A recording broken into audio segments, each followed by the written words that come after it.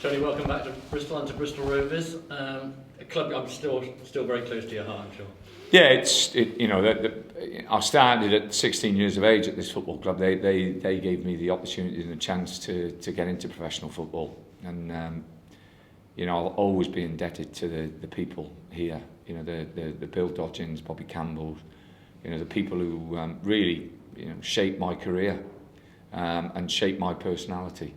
And at that time in the 70s, and it was early 70s as well, there was a lot of lads from South Wales who came over to this football club and were guided on to, careers that we could have only dreamt about. So, like I say, Bristol Rovers will always be very, very special to me. You've got bigger fish to fry these days, but do you keep an eye on the results still? Yeah, every club I've been at, always on a Saturday, sort of Saturday after the games, I'll always go through the leagues and have a look at other clubs. I think you get an affection and a feeling for clubs. We bought our first house here. We had 2 children born in Bristol, so it's stamped on me really. And all about Phil Kite tonight. Tell us a bit about Phil from your point of view. Well, Kite, what is he? I think he's 5-6 years younger than me, Phil. But he was, as soon as he came, he was a very talented kid. Very talented goalkeeper, but I always thought he was a lovely lad as well. He was always good fun to be around. He worked very, very hard, and then Rovers have had some really good goalkeepers in their time as well. And I've always, if Kitey's ever wanted anything, if any of the lads have ever wanted anything, I've always tried to help as much as I possibly can. And even Marcus Stewart has asked if he could come up and watch us work. And there's absolutely no problems. That'd be a pleasure for us, to have Marcus come up. You produced an unexpected bonus for Phil in the shape of Rickie Lambert.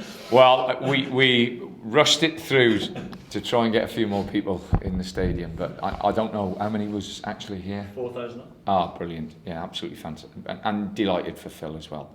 He's got again a long association with a tremendous football club, and a football club that, as I said, is very, very warm and close to me in respect of the way it shaped my career. And it was all rushed through, but how did Rickie feel about coming back to Bristol? No, he couldn't stop him. He was desperate. He was last night. I'd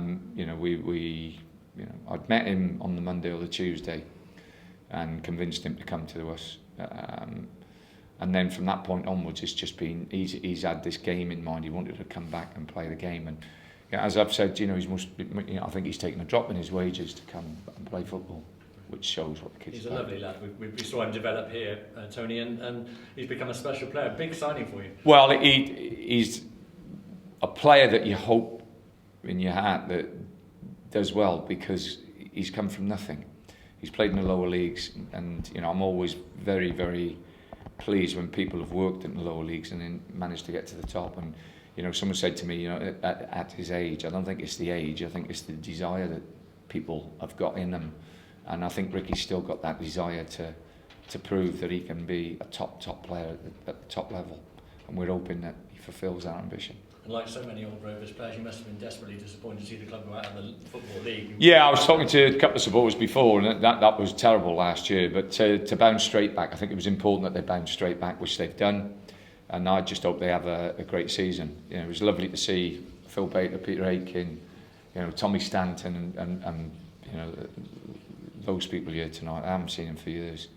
Very sad about Bobby Jones. That is, Bob. I've worked with Bob and had a real close relationship with him when he was youth coach here with Harold.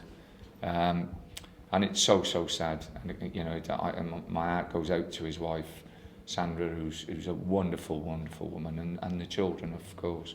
But those people you never forget.